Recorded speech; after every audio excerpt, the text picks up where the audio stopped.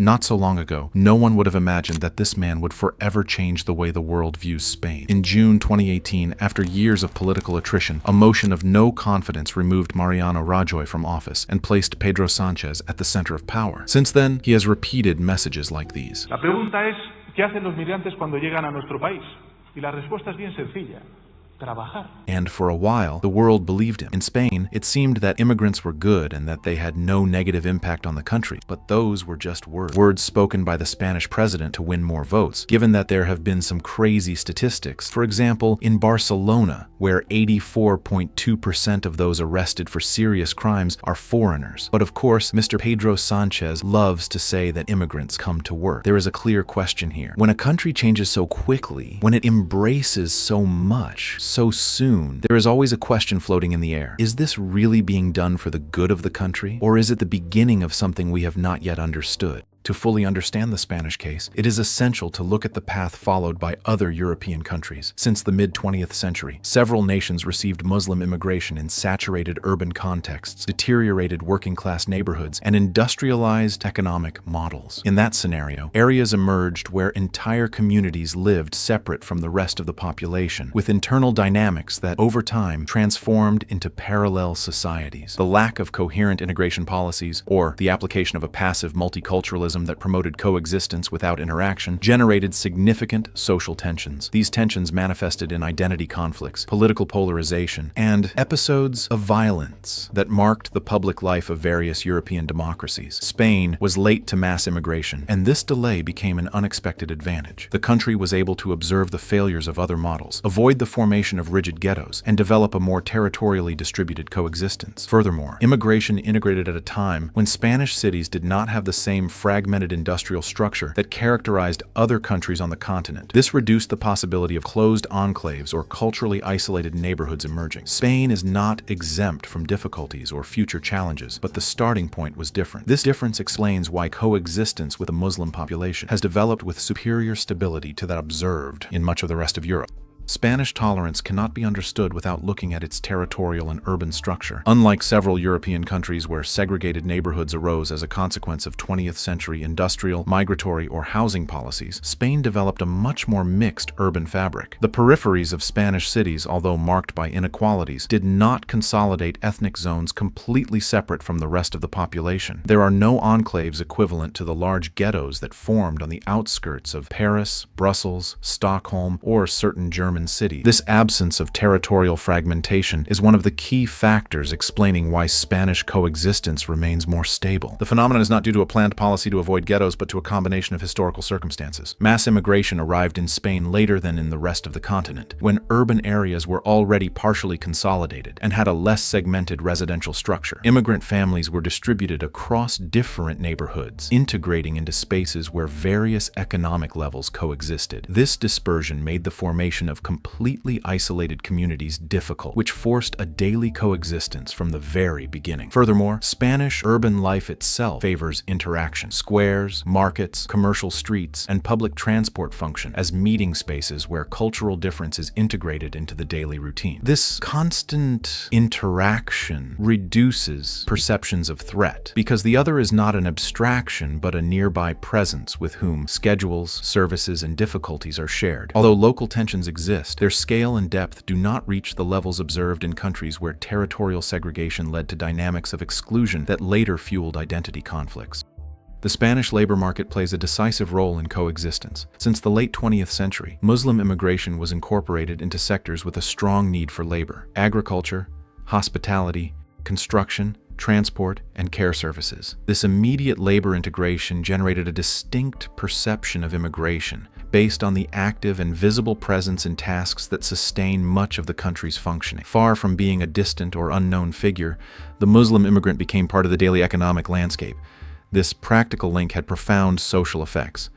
Coexistence was not built on abstract discourses about integration, but on the daily experience of working, shopping, studying, and living in the same spaces. Recognition is born from the routine. The neighbor who gets up early to go to the field, the colleague who shares a shift in construction, the family that opens a small business, the student who attends the same public school. Proximity reduces the possibility of generalized stigmas forming, because direct experience contradicts the simplified visions that often circulate in contexts of low interaction. Even during times of economic crisis, when unemployment grew abruptly, immigration did not massively become a symbol of conflict. Its role in essential sectors was already deeply rooted. This rootedness generates a more pragmatic than ideological perception. Immigration is not an external phenomenon, but a stable part of Spanish society. Spanish coexistence is not perfect, and challenges persist. However, the combination of a territory without mass ghettos and daily labor integration explains why the country maintains more solid social tolerance than much of Europe.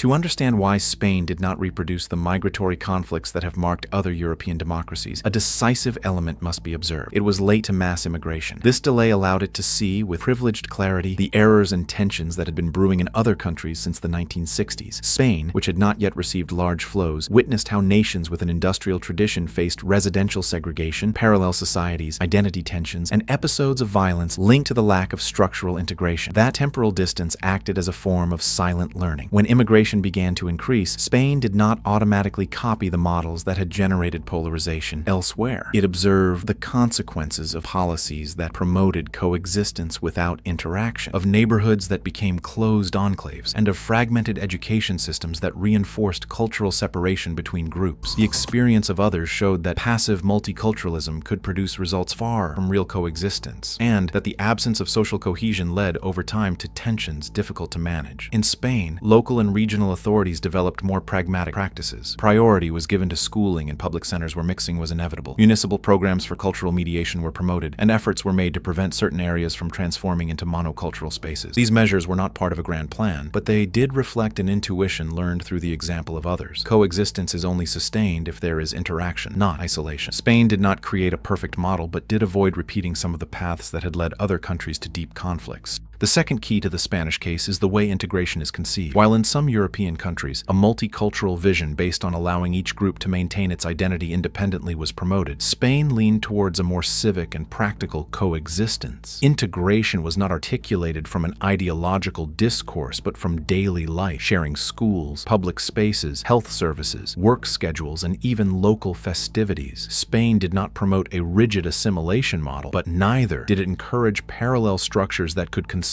as completely separate cultural worlds. The public school played a fundamental role. In many cities, immigrant children were quickly incorporated into the ordinary education system, where they coexisted with Spanish students from early ages. That mixing generated relationships, friendships, and social networks that prevented the isolation that elsewhere fueled intergenerational tensions. Furthermore, language acted as a meeting point. Learning Spanish was necessary to study, work, and function in daily life, which favored a natural communicative integration. This civic integration was not without difficulties. Precariousness affected many immigrant families, and tensions related to housing, employment, or cultural differences arose in some neighborhoods. However, the scale and depth of these tensions never reached the levels observed in countries where immigrant communities were enclosed in social bubbles difficult to break. Spain did not create an ideal model, but it did generate a coexistence based on constant contact and daily interdependence. That daily practice, more than political discourses, has been the element that has sustained the country's social tolerance towards Muslim immigration. Spain could be paying a very high price for its image as a tolerant country. Behind the discourse of diversity and openness, there are troubling figures that many prefer not to see. First, crime. According to data, the conviction rate among the foreign population is 14.6 per 1,000 inhabitants, compared to 5.8 per 1,000 among Spaniards, meaning immigrants are convicted 2.5 times more than natives. Furthermore, the foreign prison population is significant. Foreigners make up approximately 31% of inmates in Spanish prisons. Within that group, a substantial portion comes from North African countries, with nearly 30% of foreign prisoners being Moroccan. Regarding serious crime, there are worrying signs. Murders involving foreigners have increased by 69% over the past decade. Additionally, the Demographic Observatory of CEU University has warned of a rise in serious offenses, linking it to migrant growth and a lack of penal control. In Catalonia, one of the regions with the highest Muslim Muslim immigrant population, sexual offenses have risen sharply. Recent data show that reported rapes have nearly tripled in 5 years. Another sensitive aspect is dependence on public aid. While many claims are exaggerated, data show that a portion of immigrants receive benefits. 17.52% of recipients of the minimum living income, IMV, are foreigners. Although some say that many Muslim families live off aid, there is no reliable official breakdown by religion. The data indicate that while it is not excessive, immigrants do make up a notable portion of benefit recipients. These figures raise an uncomfortable question. If so many immigrants have such high conviction rates, if a significant percentage are in prison, and if a notable portion rely on state assistance, why does the president of Spain allow this to continue so freely? Promotion of legal immigration. Pedro Sánchez defends immigration as an engine of growth and has promoted circular migration, training workers in their countries of origin so that they can come to Spain temporarily and then return. Critics warn that this could create a pull factor and not just fill job vacancies. Political accusations. Vox and the PP accuse Sánchez of promoting mass immigration to reconfigure the census or use immigrants as cheap labor. He is also criticized for relying on them to sustain pensions and the social system. Bureaucratic facilities. The government is reducing bureaucracy for foreigners, facilitating their regularization and legal entry, which could increase the mass arrival of immigrants. Pedro Sánchez could be promoting immigration for several strategic reasons. First,